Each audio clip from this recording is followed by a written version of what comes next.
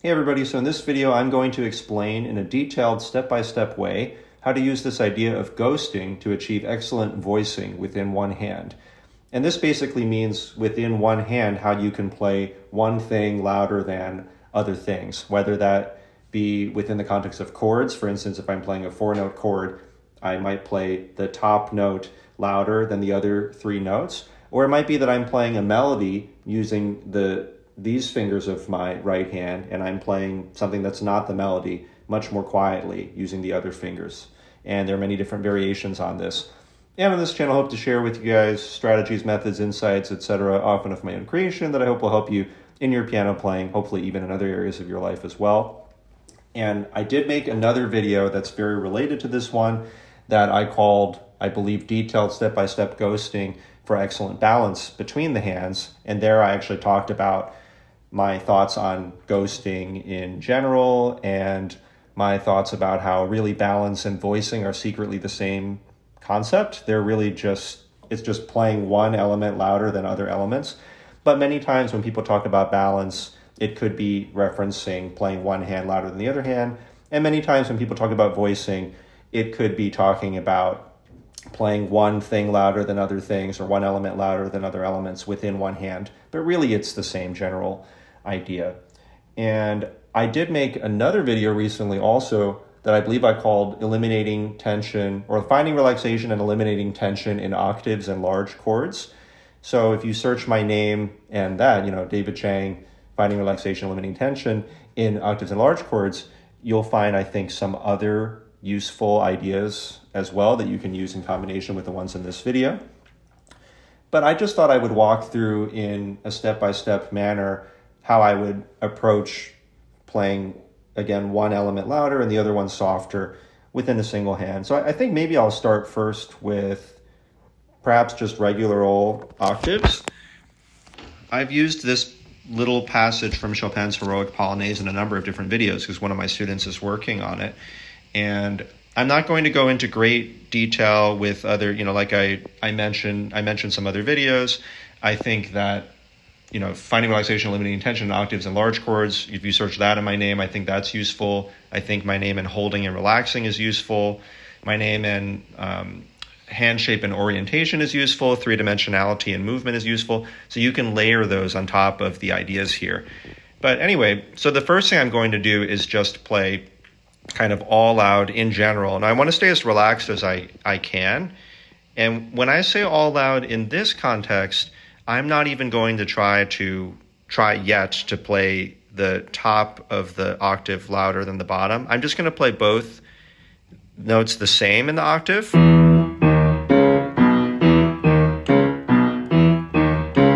And try to stay as relaxed as I can. So I would say that's going to be step one. And you still want to relax as much as possible, use good movements, not overly grab or anything like that. But here's where hopefully I'm going to be differing a little bit from some of the other advice out there, where we're going to try to silently play these notes on the bottom and then gradually transition them into a very, very quiet touch. And I think sometimes people are jumping the gun a little bit and they'll say like, okay, play the bottom silently and then just play it very quietly. But I'll try to walk through it in a little bit more of a step-by-step fashion. So now I'm going to try to be aware of my left pinky tapping silently on the surface while I am playing the top of my right hand nice and loud. So I explained this in the other video. We have this idea of one thing that's really loud. In this case, for the Heroic Polonaise, it'll be my left hand thumb. So that's really loud. And then the thing that we're not wanting to show is going to be literally silent. So no sound. In this case, it'll be the left hand pinky that's making no sound, right? So we have one thing that's loud, one thing that's completely silent.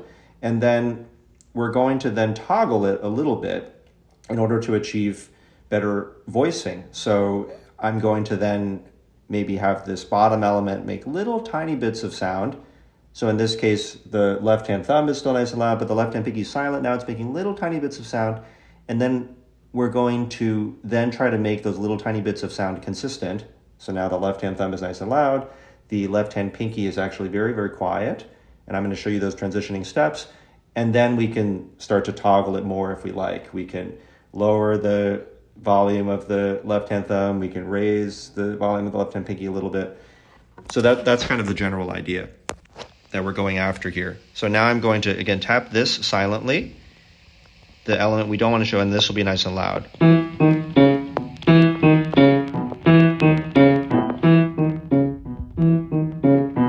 Right, so I would say that this is essentially step 2. Step 1 being that we're just playing nice and like everything is loud, but still relaxed.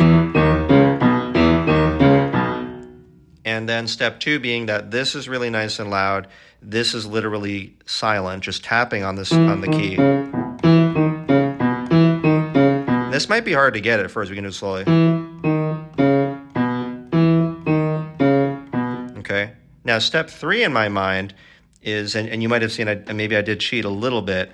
I try to play silently, but then try to go a little bit into the surface of the key, but still no sound at all, and still completely relaxed. If you search David Chang holding and relaxing, you'll see some of my ideas along those lines as well.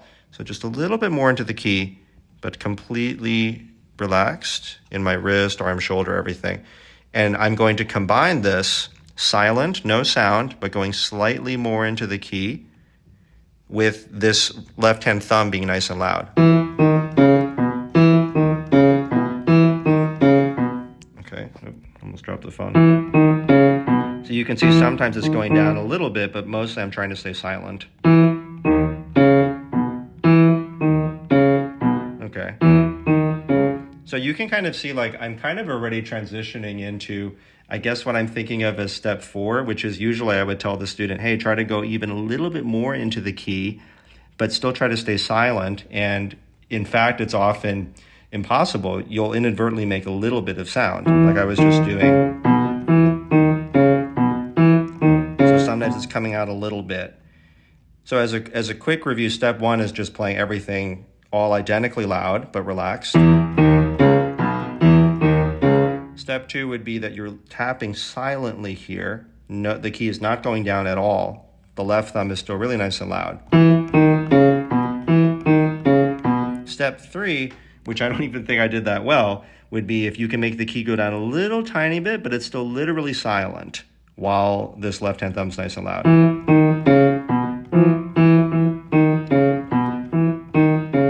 Yeah, the division between these steps does not have to be like exact either.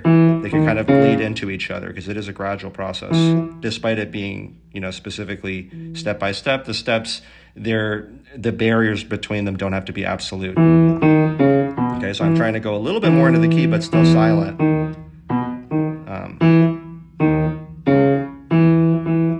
So ideally, this would be no sound at all. Okay. But really, it's fine if it bleeds into step 4, which seems to be what's naturally happening anyway to me in the moment. And that is, going even a little bit more to the key, trying to stay silent, but in fact, there's little bits of sound coming out.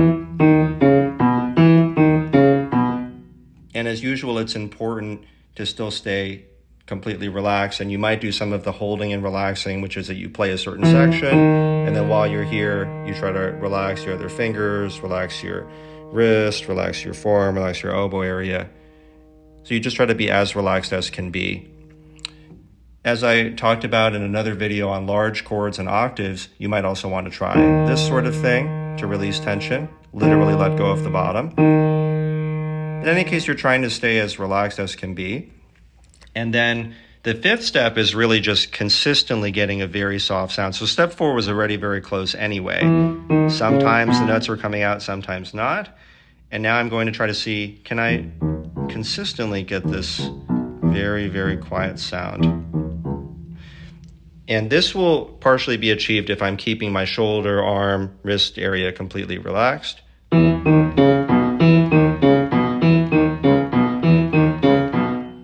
So hopefully now you can hear this is loud, this is actually very quiet.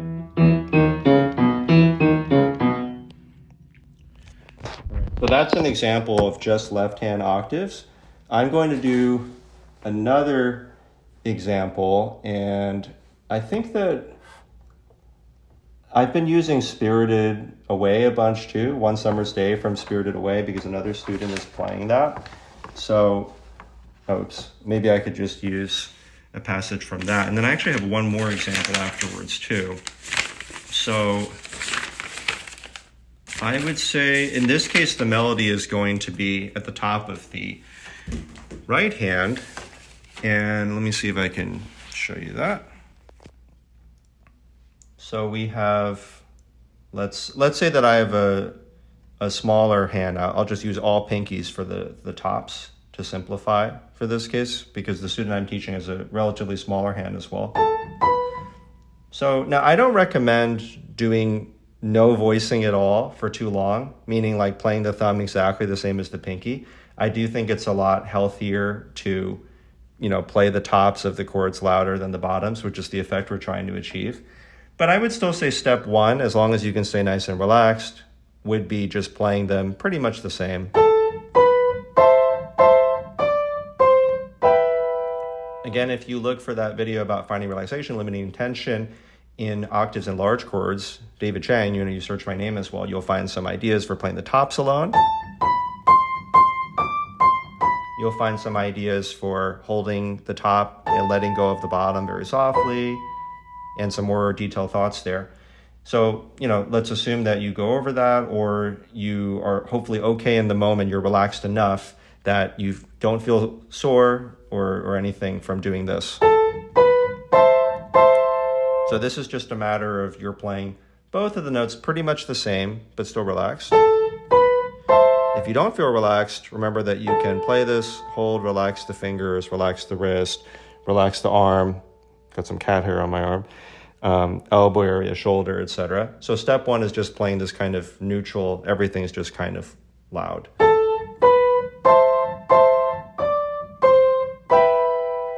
Okay. Now, as soon as possible, we would like to transition to step two, which is this idea, of course, of silently playing everything that's not the top. So that means so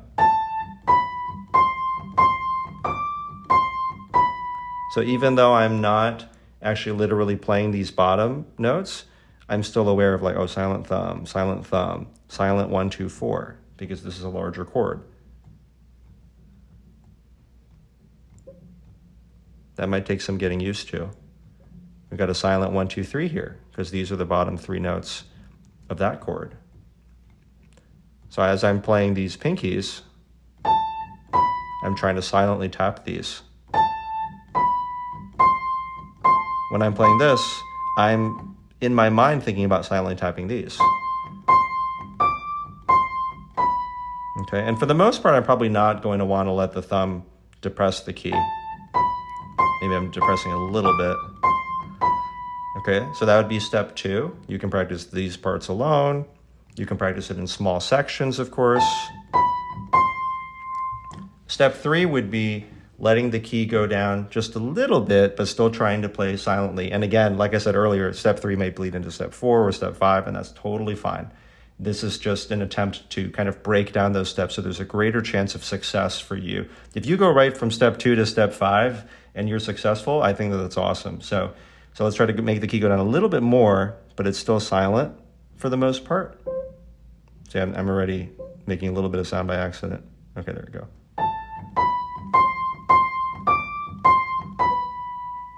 So it's really just to get the student used to getting the key to go down even very slightly. But you can see for me, step three is already kind of bleeding into step four, because I'm making little bits of sound inadvertently. So step three, the general idea is supposed to be that it's still pretty much silent, but the key is just going down very, very slightly. Step four, the secret intention is really just to get the student to play very quietly sometimes instead of silently. So you go even a little bit more into the keys, and as you already saw,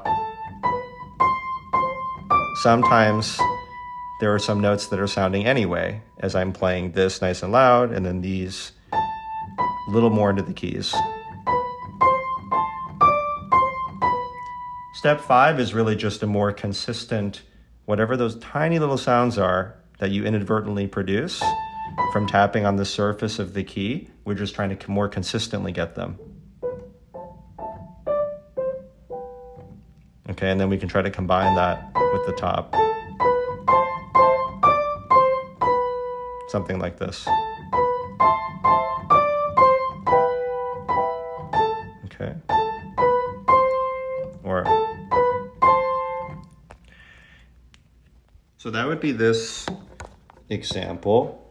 So you can see that really we're just trying to carefully navigate from this silence over. And I think that the big problem that happens a lot of the time is the student goes from the silent playing directly to the very quiet, and the very quiet is much, much louder. That's why I try to, kind of stealthily get them to create these extremely, extremely soft sounds. Forget if I mentioned earlier, if you search for how to play the piano extremely, extremely softly in my name as well, you'll see more of my thoughts along those lines. So again, the idea is that you're playing silently again, but going a little bit more to the key, and then you're playing silently again, going a little bit more to the key, and it should be impossible to not create a tiny bit of sound.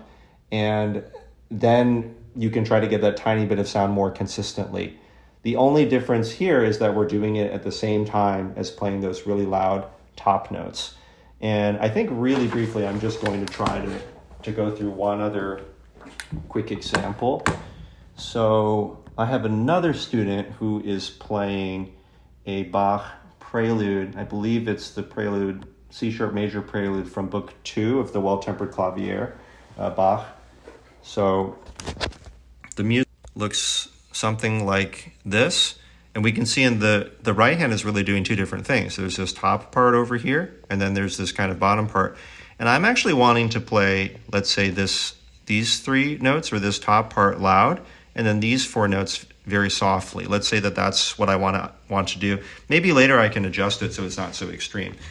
So the first step would be to just play everything identically loudly.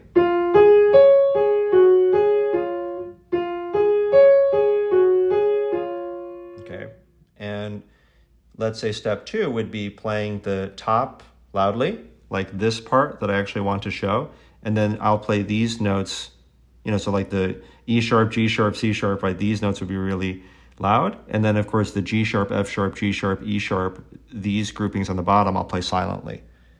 And then silently.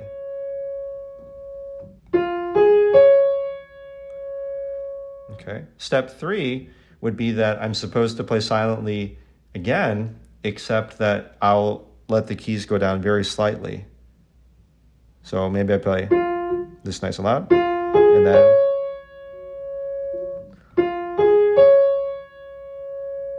yeah. Okay.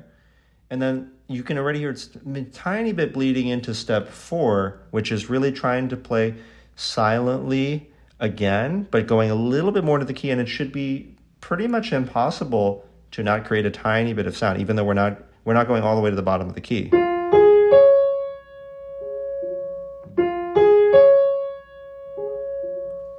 Step 5, as you know, is then more consistently getting this surfacey touch.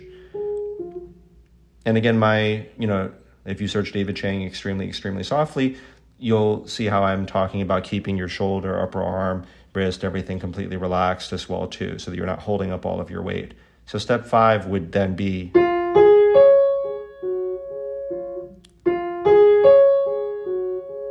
right, those will be a lot softer in comparison.